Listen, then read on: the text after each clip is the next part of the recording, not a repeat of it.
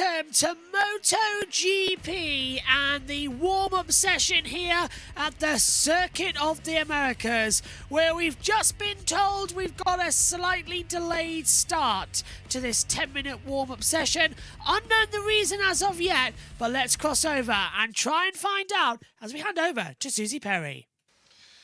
Good morning from the Circuit of the Americas. We are here at the Grand Prix of the Americas in Austin, Texas, the Lone Star State, playing host once more to MotoGP. We are at the heart of the Texas capital, a 20-corner beast of a circuit, such a punishing layout, elevation changes galore, some of the highest speeds on the MotoGP calendar, and as we saw in the sprint race yesterday, a bit of unpredictability to boot. Welcome to Texas. It's race day. We're ready for warm-up for MotoGP.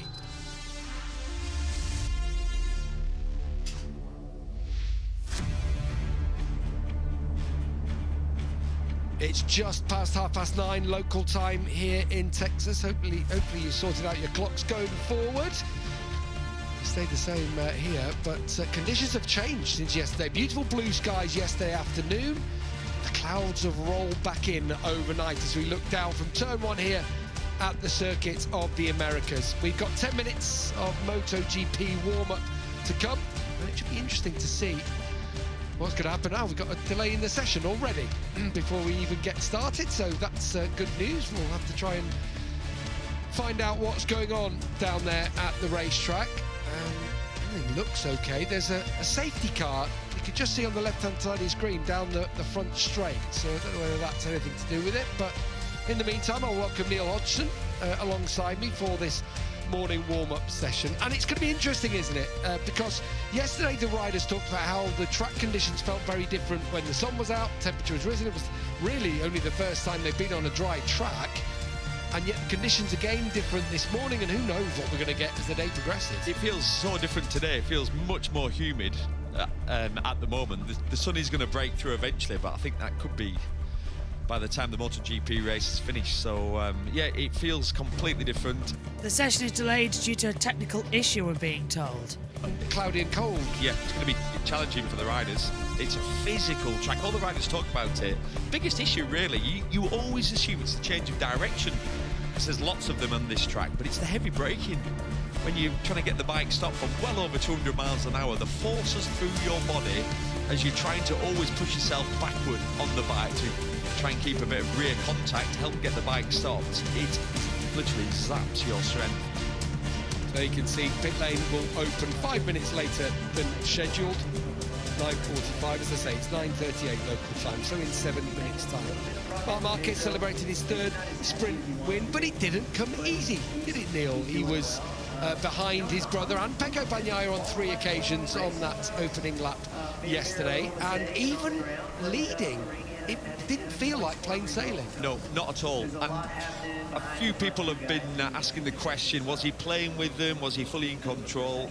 I'm going to say not. I think we've been watching Marc for long enough to know that he would like to, when you win a race, you want to win by over a second margin. And in the end, I mean, even on the last lap, he got down to 0.6 of a second with his brother. It wasn't comfortable. He didn't look comfortable at all. There were a few mistakes. He almost crashed. Yeah, it looked like the setting was off on his Ducati. He made the difference, and he still won the race, like we've seen him do so many times throughout his career. But I'm pretty confident they'll be trying some things this morning. Definitely. You heard from Pecco Bagnaia, was amazed with some of the things that Marc was doing out on track.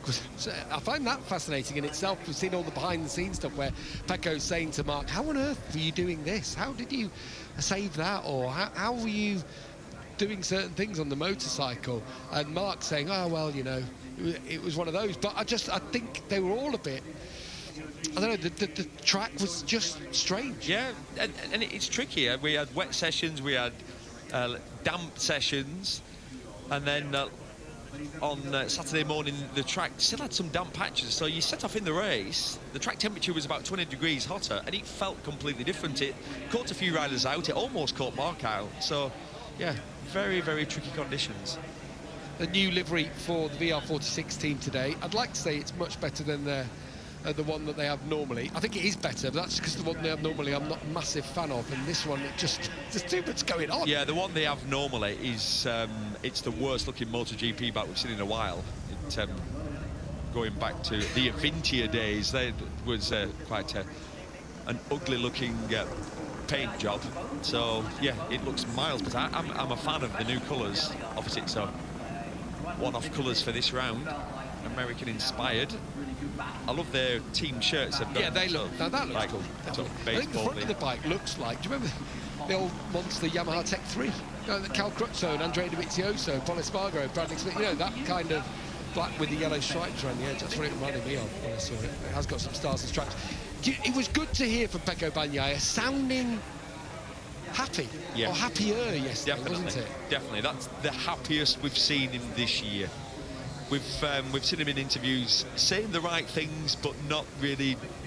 Well, he's not convinced me. But after that race, I think he was surprised how close he was to Mark. He could see where Mark was making the difference, and yeah, he'll be trying some things with his riding this morning and also with his setting. He will have studied the data last night, and he genuinely today will think he's got half a chance, where I think he thought this weekend was always going to be probably not a chance of beating Mark.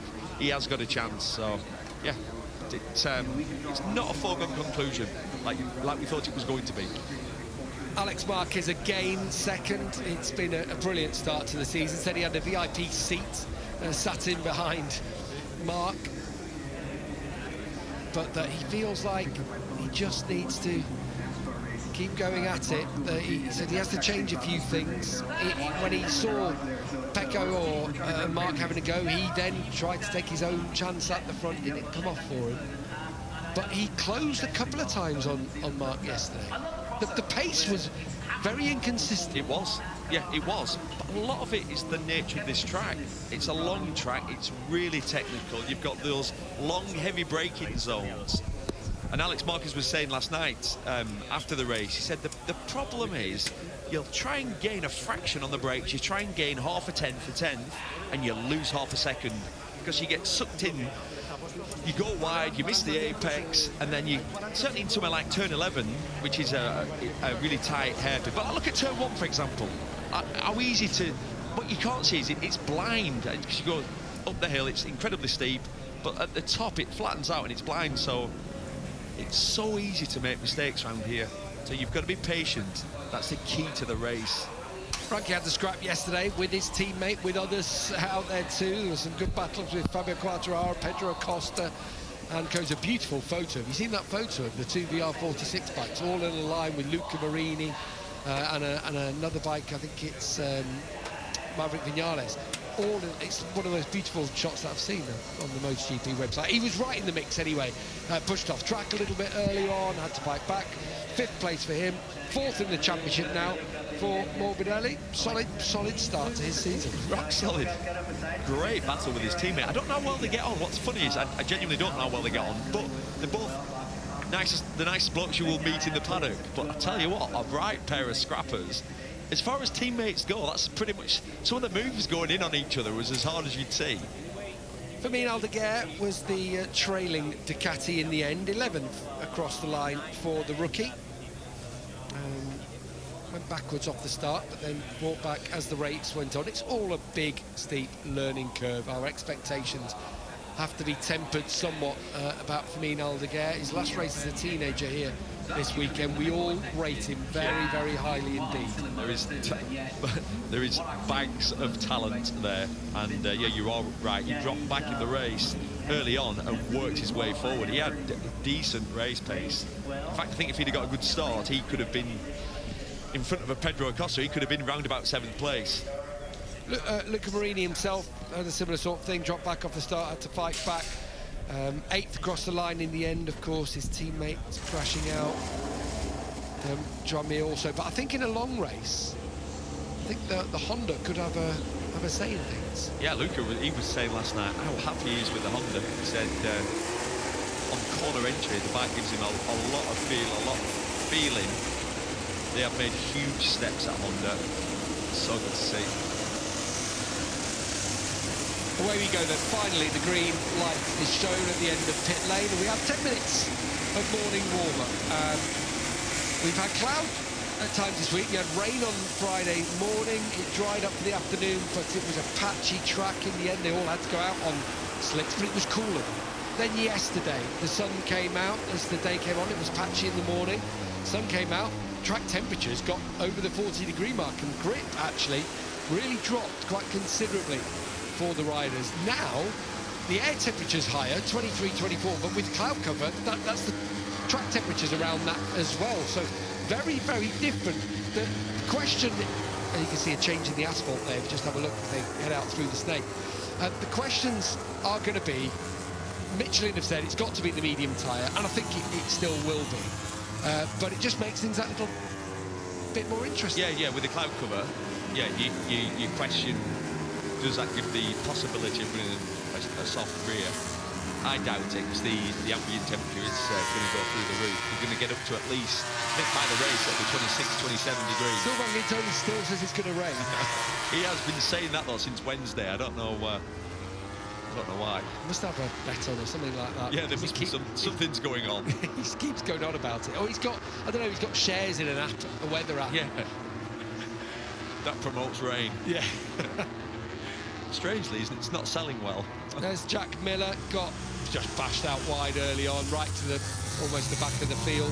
Yeah, on this part of the track, he got pushed out onto the curbs in the braking zone. I didn't see who did it to him, but unfortunately, as soon as he went onto the curbs, he couldn't quite get the bike stopped, and he went really wide, and he dropped him right to the back of the field. Tell you what, though, Jack's pace, it's been good. It's been similar to Quartararo's this weekend. Yeah, he actually said yesterday he'd spun off the line, which we've seen already. From Jack, actually. From Jack, yeah, and then he said it was Brad Binder pushed him out wide, and he was 18, and then he ran wide at 11, ran wide at 12 on the first lap after drafting people, so it was just one of those races. Here we go. Hello, good morning.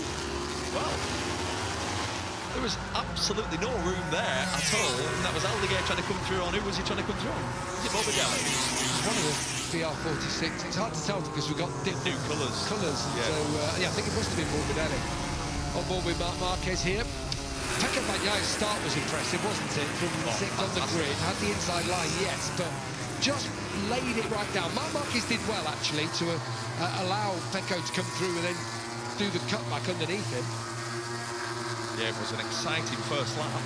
There were lots of passes. Tell you what, Marquez uses so much curb.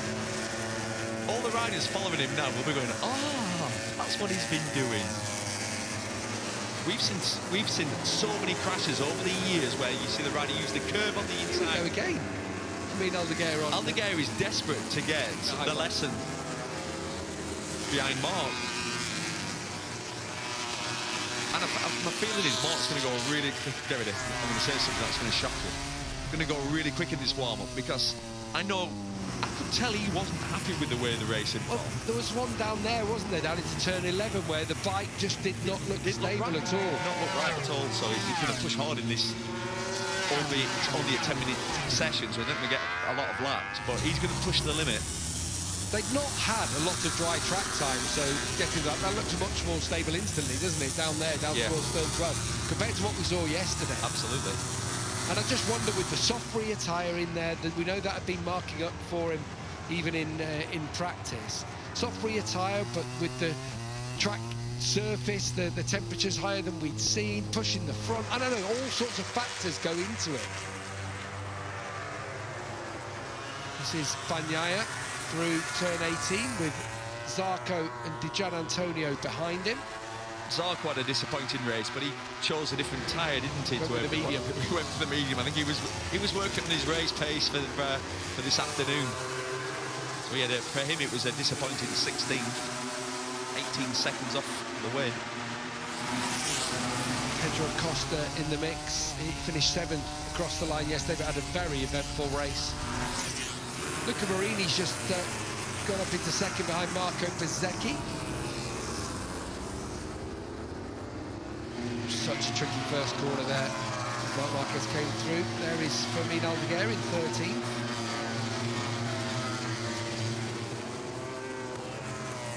Frankie Morbidelli with that new paint scheme. Fabio Quartararo, you have to give him a lot of credit, don't you? I know he got a big resounding round of applause.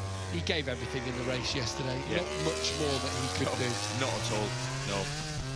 Good start, very aggressive on the opening laps. You could see where he was losing out a little bit on that long straight.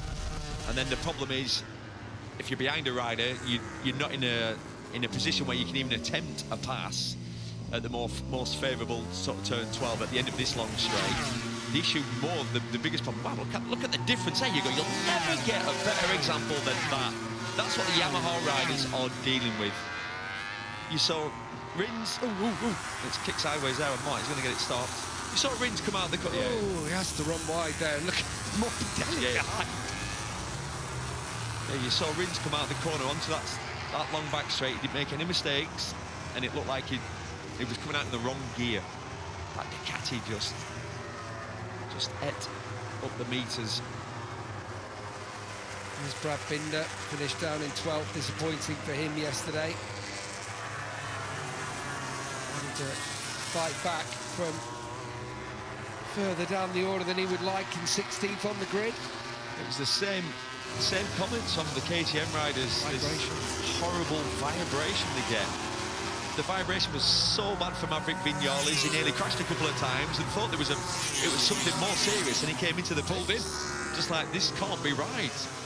And when you think about Maverick, right, you've got a rider with his experience. For him to pull in, you can imagine how bad it must have felt. Yeah, it's when we get to strange grit tracks, and that's what we've had, haven't we, for the first 3 races in particular. We'll probably get similar again in Qatar. No, we will. It's not until we get to Jerez, and then you get onto the tracks that all the riders know, and they've got almost the bikes are built around. But that's why when we come to these weird, quirky tracks, who wins normally? In the past decade, it has been Mark. And what happens? It happens at the end of the year when we go to the flyaways and the quirky tracks. Another competitive lap time for Quartararo. He says in particular the straight line braking. That's where he's showing his strengths. But he has always had to fight, hasn't he, with that part of the bike. It's not, you know, it's traditionally, you don't think of Yamaha as being, you know, straight up and down, straight line braking. It's been about this sort of thing, changes the direction. But the way he rides it, that is his strong suit. Yeah, he makes the difference. He's been able to do that. And all the other Yamaha riders, when they say you look at Fabio's data, that's where he makes his time. Someone else ran again wide in turn 12. There's still ripples out there, aren't there? That's one other thing that looked clear. I can see it now. It does look like the Tech 3, the old Tech 3. Yeah, it does. When you said it first, I thought, oh, no, I'm not seeing that, but... That shot there. Yeah, exactly. It looks like a Andrea Dovizioso or Cal or something. Back from the Yamaha Tech 3. And then from the back, it looks completely different. Yeah, it does. Again. It's quite a confusing mix. Oh, Digi. Having a go at Pecco Bagnaia. Across the line. And Zarco it is who goes to the top of the timesheets. Mark's on a ridiculous lap. Yeah, and goes 7/10 quicker than anybody. 201.8. 201.8. With the medium tyre. That's interesting, actually, because that's quicker than fastest lap yesterday in the race, which was a 202.1. Yeah, I knew he wasn't happy yesterday. It didn't look like the soft tyre was right, did it? It's funny. I knew he wasn't happy yesterday. What? The guy who won, who's won now 5 in a row, nah, the body language just wasn't right. It was too hard for him. But he looked stiff. It didn't look like him on the bike. It wasn't quite happy.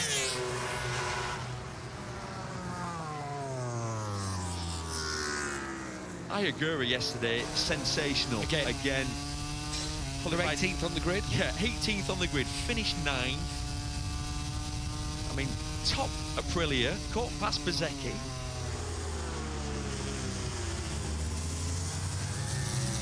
Ayagura's 8th in the championship now.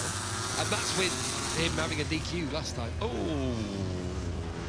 That is Bez. I was just about to say, conversely, then with Bez, there was questions. Oh, Maverick won here last year. He goes, we are not in that ballpark. Things have just not worked for them this weekend. Oh, Bez has had quite a few cracks. I don't know how many of that. Maybe his 5th of the season. Could be. It's quite a lot. So we're only at round 3. Yeah, I think that could be his 5th.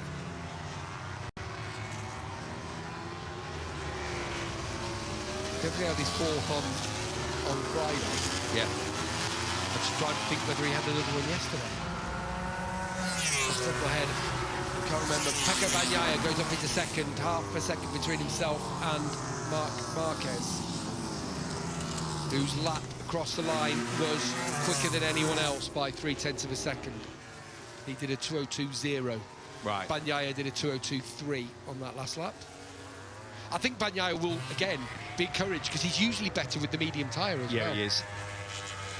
We need Bagnaia to get a good start to make a race of it. And let's not forget Alex And not, yeah, as well. Alex is He does fancy his chances. And he just felt they were much closer than they expected to be here. Alex in particular, people were saying the sequence of right-handers, he's fast through there. Right. He said, Mark, obviously, in his left-handers, but I am quicker in the right. He said the problem was, once he'd seen Marc Marquez have his huge moment, it put him on edge a little bit, as it might do. As it would. When you see a bike 90 degrees, like turn 90 degrees in front of you, and you think, oh, maybe there's not as much grip around this part of the track. So Marc Marquez tops the timesheets at the end of warm-up, but I don't know, it felt like he had to feel his way into that session, but then still, he's had 2 laps at the end of that session quicker than anybody else. They'll do their practice starts. A reminder, we are about to go racing here at the Circuit of the Americas. We'll have all the build-up, then we'll have Moto3, of course, Moto2 and MotoGP to round off our day before checkered flag.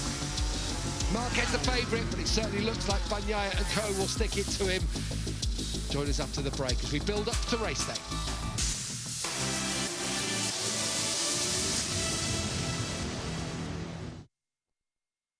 Yeah, and there is the end of a very interesting session and a very interesting race weekend ahead. Marc Marquez then fastest, and Pecco Bagnaia, Zarco, Quartararo, D'Antonio, Vinales, Alex Marquez, Miller, Acosta and Morbidelli, Binder, Marini, Bassini, Rins, Bezzecchi, Mir, Aldeguer, Fernandez, Aguirre, Augusto Fernandez, Chantra and Salvadori. Well, I'd like to thank everybody who's tuned in on JB Motorsports 2 this weekend. We now move over to JB Motorsports on the main YouTube channel. You'll be redirected, ready for Moto3, which gets underway in 45 minutes' time. Join us then. From us all here, bye-bye.